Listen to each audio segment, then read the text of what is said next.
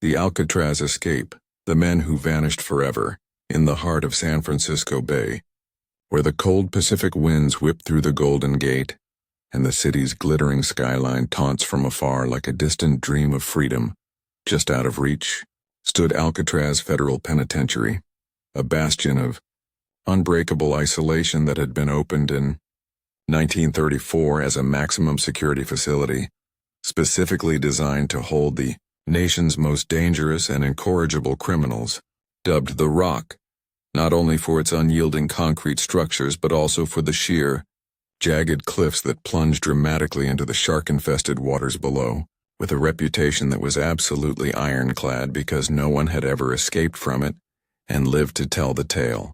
As guards patrolled the perimeters with loaded rifles at the ready, powerful searchlights swept the shores and the surrounding waters in relentless patterns, and the bay's treacherous currents, reaching speeds of up to 6 knots and pulling with an unforgiving force, ensured that any desperate attempt at swimming to freedom was nothing short of suicide.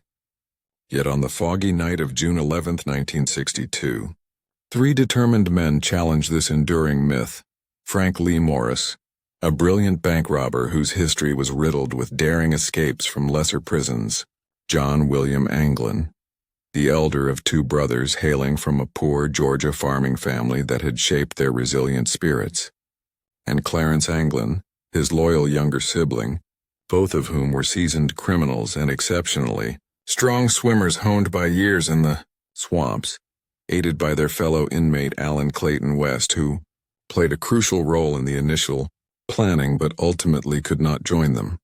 They executed what the FBI would later officially call one of the most ingenious prison breaks in the annals of American history, a plan that was meticulous in every detail and born from months upon months of secret, painstaking labor conducted under the constant threat of discovery, using stolen tools like ordinary mess hall spoons that they sharpened into chisels, and a makeshift drill ingeniously powered by a vacuum cleaner motor pilfered from the prison's maintenance supplies.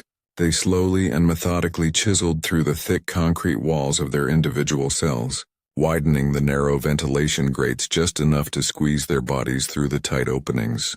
And in a hidden space that they had created atop the cell block by climbing through the utility corridor that ran behind the cells, a corridor that was unguarded and thus a critical vulnerability in the prison's design, they crafted a raft and life preservers from over 50 raincoats that had been smuggled or donated by sympathetic inmates, glued together with contact cement stolen from the workshop, and vulcanized using heat from steam pipes to make them watertight, while the dummy heads, masterfully made from a mixture of soap, toothpaste, concrete dust, and toilet paper to form a papier-mâché-like substance, were painted with flesh-toned paints from the art hobby shop and adorned with real human hair carefully collected from the barbershop floor over time, fooling the guards during the routine nighttime counts by appearing as sleeping inmates under the blankets, and when the trio finally slipped into the night, leaving West behind because his tunnel had been delayed by extra cement in his wall that proved too stubborn to remove in time,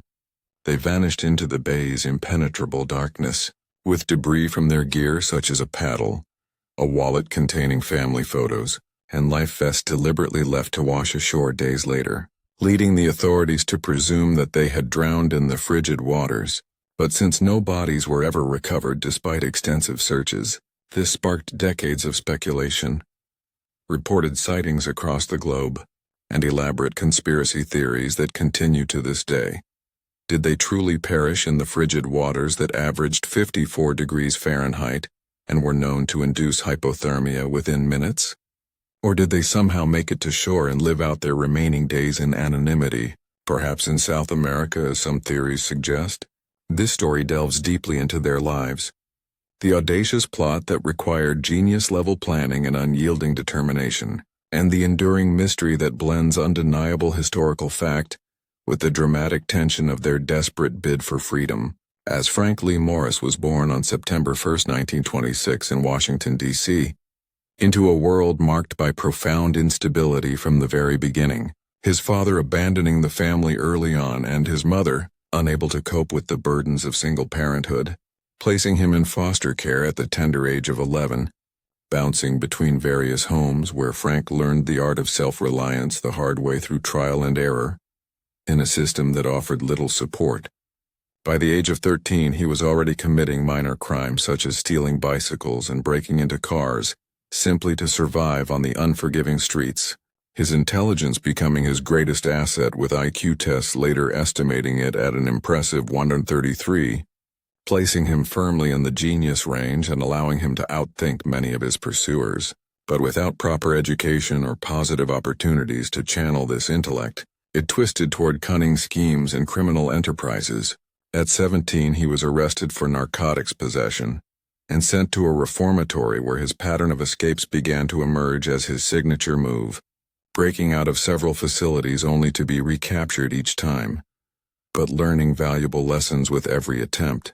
By the 1950s, his crimes had escalated to more serious offenses like bank robbery and burglary. After a failed escape from Louisiana State Penitentiary, he was transferred to Atlanta Federal Penitentiary, where he first met the Anglin brothers, who would become his partners in the ultimate breakout. And in January 1960, following yet another escape attempt, he was shipped to Alcatraz as inmate number AS-1441. "This is the end of the line," a guard told him mockingly, as the ferry docked at the island's pier. But Frank's response was a silent, resolute vow deep within his mind. Not if he could help it. While John William Anglin, born May 6, 1930, and his brother Clarence, born May 11, 1931, hailed from Donaldsonville, Georgia, the sons of migrant farm workers George and Rachel Anglin, who struggled to provide for their large family of 14 children amid grinding poverty, moving seasonally from Georgia to Florida to pick cotton, strawberries, and tobacco in the sweltering heat, the swamps and rivers of the South serving as their playground where the brothers became expert swimmers, diving into murky waters to catch fish or escape the oppressive summer temperatures. "We could swim before we could walk proper," John once recalled in a heartfelt letter to his family that was censored by prison officials, but still conveyed his nostalgia, crime coming naturally in their hardscrabble life, as a means to supplement the meager earnings from farm labor. By their late teens, they were robbing stores and banks, using their physical strength and quick wits to evade capture for as long as possible. A 1956 bank robbery in Alabama, netting them a substantial $19,000, but ultimately leading to their arrest after a chase that spanned several states. Sentenced to 15-20 years, they landed in Atlanta Penitentiary, where they first attempted an escape by sawing through bars with smuggled tools. Transferred to Alcatraz, John in October 1960 as AZ-1476, Clarence in January 1961 as AZ-1485, placed in B Block with cells close to Frank's. Their bond with Morris forged in the shared resentment of the system that had caged them for crimes born out of desperation rather than malice. And Alan West, born in 1929 in New York City, was the wild card of the group. A car thief and con man with a rap sheet that stretched back to his youth, involving over 20 arrests for vehicle theft and related offenses. Sent to Alcatraz in 1957 for armed robbery as number AZ-1335. Known for his mechanical skills that he honed in prison workshops and assigned to maintenance duties, which gave him access to tools that proved invaluable to the escape plan, but his impulsiveness often clashing with Frank's calculated approach. "West is good for parts, but not for the long haul," Frank confided to John one day in the yard during a brief recreation period where inmates could whisper without immediate suspicion, life on the rock being a monotonous grind deliberately designed to break even the strongest spirits, with wake-up calls at 6:30 a.m., sharp, followed by a bland breakfast of oatmeal and weak coffee served in the mess hall. Then assigned work details such as laundry, where Frank scouted the prison's layouts, carpentry, where West smuggled files and blades, or painting, where the Anglins obtained glue and paint for their crafts. Meals eaten in strict silence under the watchful gaze of armed guards positioned in elevated gun galleries, ready to fire at any sign of trouble. Recreation limited to the concrete yard where inmates played handball or chess to pass the time, mail heavily censored to prevent any hints of planning, and visits from family rare and conducted through glass barriers, that amplified the sense of isolation, the psychological torture of the place driving many inmates to madness or suicide attempts. But for Frank, John, and Clarence, it instead fueled an unquenchable determination to break free. "We ain't dying here like forgotten rats," Clarence whispered fiercely during a music session as Frank played his accordion, to cover their hushed conversations and the scraping sounds of their nightly digging. Alcatraz being more than just physical walls but a sophisticated machine of control. The island itself just 22 acres in size, yet housing up to 260 inmates in 4 main cell blocks. B block, where our protagonists resided, being a 3-tier stack of cramped cells, each measuring only 5 by 9 feet, equipped with a simple bed, desk, and toilet sink combination. The air perpetually smelling of sea salt mixed with the harsh scent of disinfectant used to clean the floors. Guards conducting no less than 13 counts a day, including surprise checks at odd hours to catch any irregularities.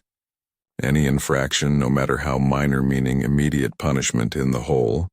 Solitary confinement in D block, where darkness and silence reigned supreme for days or weeks on end, breaking even the toughest men. Frank adapting quickly to this regime by working in the laundry to scout potential weaknesses in the building's structure, studying the aging 30-year-old concrete that had been softened over time by the constant exposure to salt air, and thus crumbled more easily under persistent chipping with improvised tools. The ventilation system with its small grates located behind each cell's sink, offering a hidden path to the utility corridor. A narrow, dimly lit space filled with pipes and wires that led upward to the roof, and was crucially unguarded due to overconfidence in the prison's design. The Anglins assigned to the brush factory, where they could smuggle paint and glue without raising alarms. Their childhood swimming background proving crucial as they studied the bay's tides from snippets in smuggled newspapers or overheard guard conversations. "Currents pull east at night toward Angel Island," John noted in a coded message passed during meals. "We hit there first, then steal a car on the mainland to head south." Wes providing the initial spark in late 1961 during yard time by approaching Frank with a whisper, "I hear you're the type planning something big. Count me in if you need tools." Frank testing his loyalty with small tasks like stealing a spoon from the mess or hiding a file from maintenance. By Christmas of that year, the quartet was fully committed to the plan, their planning occurring in careful whispers during meals with tiny notes passed under trays or hidden in food. Music hour becoming key as Frank's accordion and John's harmonica masked the scraping sounds of their work, digging at night while covering any unusual noise with feigned coughs or snores, each hole taking months to complete with the concrete dust meticulously vacuumed up or flushed down the toilets to avoid detection. By April 1962, Frank's grate was loose enough for access, allowing them to climb into the corridor and stack empty paint cans or boxes to reach the roof vent high above. The workshop they established being truly ingenious, a false wall constructed from cardboard and paint hiding their 6 by 20 foot space where they built the raft. Raincoats vulcanized with heat from stolen light bulbs and sealed with liquid plastic to make them airtight. Inflated by a concertina bellows modified from West's instrument. Life vests crafted from inner tubes and vinyl based on designs from a March 1962 Popular Mechanics magazine article titled, "Your Life Preserver. How Will It Behave If You Need It?" that Frank had smuggled in through a sympathetic library inmate.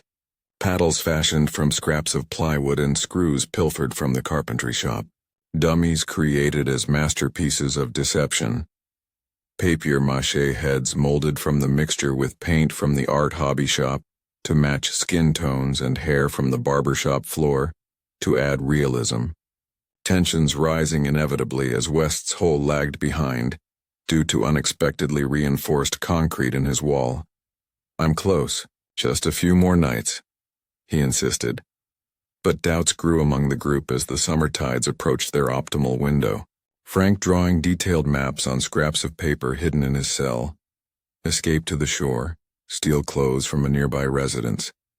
Head south to Mexico or Brazil where the Anglins had distant family connections that could provide new identities and a fresh start. As spring turned to summer, the plan was refined further with testing of their tools like a periscope made from cardboard tubes to check the corridors for guards. Rations stolen over time, such as candy bars and bread, stashed for the journey across the bay. Frank calculating the tides meticulously. Departure after 10 p.m. to catch the ebb flow that would aid their paddle. Dialogues revealing the characters' depths and motivations. What if we get caught midway? Clarence asked one night in a moment of vulnerability. We won't. This ain't like Atlanta where we got sloppy. Frank replied with calm assurance. We've got the brains and the brawn this time. John sharing stories of their childhood swims to boost morale. Remember swimming across Lake Seminole once? Gators snapping at our heels and all. If we could do that as kids, this bay's nothing. Their bond deepening with each passing day through letters from home that were censored but still hopeful, spurring them on with reminders of the world outside. A close call in May when a guard noticed unusual dust near West's cell. West taking the blame to protect the others and spending a punishing week in isolation, where the darkness nearly broke him.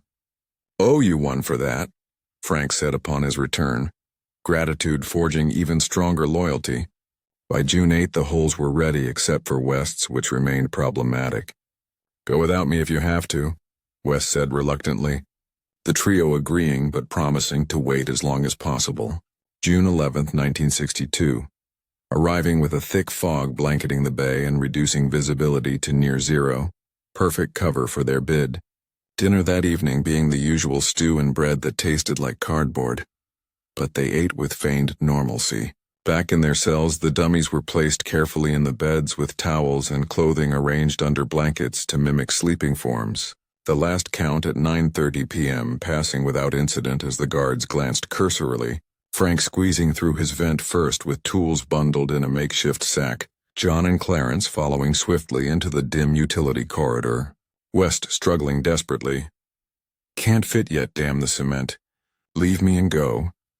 They left him a final tool to try but proceeded without delay, knowing time was critical, climbing the pipes with muscles straining from the effort and hearts pounding with adrenaline, reaching the roof where a bar clattered loudly, but guards dismissed it as wind or seagulls dropping a 50-foot line fashioned from knotted sheets down the vent pipe to the ground, evading the barbed fences by wrapping blankets around the wires. Reaching the northeast shore by 11:30 p.m., where the searchlights had a blind spot near the power plant.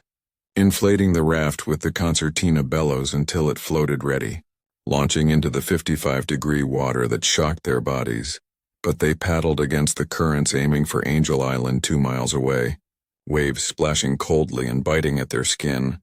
"Keep going, we're almost free," John urged through chattering teeth, debris left deliberately such as the wallet with photos and letters to suggest drowning if the plan failed. The morning after bringing discovery as the dummies were found during the 7 a.m. count, sirens blaring across the island and alerting the world. The FBI leading the massive search with boats scouring the bay, planes overhead and ground teams on the mainland, finding raft remnants like the paddle and vests but no bodies to confirm deaths. West cooperating fully by detailing the plan minus any secrets that could implicate others.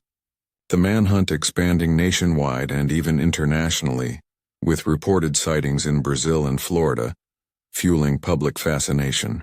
A 1975 photo purportedly showing the Anglins alive on a farm in South America, though debunked by some experts. A 2018 letter claiming survival but dismissed as a hoax. In reality, most experts concluding they likely drowned due to the harsh conditions, but the mystery enduring with no definitive proof. In 2025, new evidence from a family book claiming they lived quietly in Brazil until old age but without concrete verification.